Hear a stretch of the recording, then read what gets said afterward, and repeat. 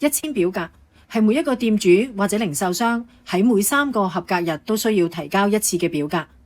如果冇交，自己同埋以上嘅組織都會被洗分。首先，我哋登入後台 hk.unfranchise.com， 登入之後喺我的帳戶選擇網上表格，然後再選擇1000表格。入到嚟1000表格之後，我哋可以見到呢度有可供查看嘅季度，咁我哋就可以喺呢度睇返我哋每一個季度要求提交1000表格嘅時段，我哋就要根據呢個時段喺呢個時段之內提交返個1000表格。首先打開1000表格說明，定期完成1000表格，以確保我哋嘅 BDC 季度合格。做法係要提交最少2張總額為港幣1500蚊以上嘅訂單。首先我哋拉落嚟下邊呢一度檢視個別訂單。喺呢度，如果我哋嘅客人喺佢嘅前台訂購產品，或者我哋店主喺我哋後台訂購產品直接寄俾客人嘅話，都會喺呢一度顯示。但有時候我哋都會訂購產品返去屋企，然後再拎去俾客人。如果係咁嘅話呢度就會冇訂單。呢個時候我哋就需要手動製作訂單先至可以完成1000表格。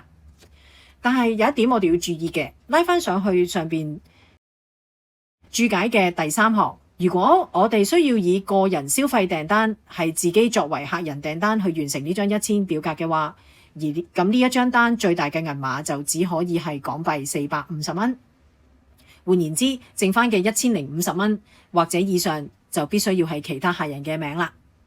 好，而家我哋去手動訂單輸入，選擇事業，我的顧客，銷售收據輸入。首先我哋選擇客人嘅優惠編號，選擇咗，如果資料冇錯嘅話，我哋就撳繼續。咁呢個客人呢，買咗4個產品，如果資料正確嘅話，我哋就撳繼續。咁呢張訂單呢，係9月9號完成嘅，資料冇錯嘅話，我哋就撳繼續。嚟到呢度，我哋再檢查下資料，如果冇錯嘅話，我哋就要撳我同意1000表格條款同埋守則。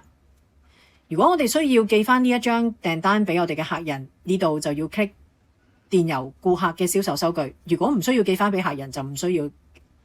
資料冇錯嘅話，我哋就撳已完成。做完第一張銷售訂單啦，咁我哋咧就而家要建立另一個銷售收據，又係選擇優惠顧客嘅編號。選擇完資料冇錯嘅話，就撳繼續。跟住呢個客人買咗3樣產品，我哋 click 咗之後就撳繼續。如果資料冇問題，輸入返佢嘅訂單日期，佢呢張訂單係9月23號買嘅，跟住再撳繼續。同頭先一樣啦，我哋都要選擇返我同意1000表格嘅條款與守則。冇問題嘅話就撳已完成。好啦，2張收據就完成咗啦。而家我哋就要返去1000表格嗰度提交返呢2張表格。我哋選擇返我的帳戶網上表格1000表格。入到嚟呢度，我哋就會見到可以分派嘅訂單就已經喺呢度啦。咁我哋首先呢，就要 click 我同意1000表格嘅條款與守則啦。跟住我哋要再去檢視個別訂單呢度，選擇發展商業中心，我哋一定要選擇001，然後撳我同意1000表格。我哋要 click 晒2張訂單，然後撳指派所選。完成咗之後，我哋就會見到狀態呢度就會出現咗達到要求。咁樣嘅話，我哋就完成咗我哋嘅1000表格啦。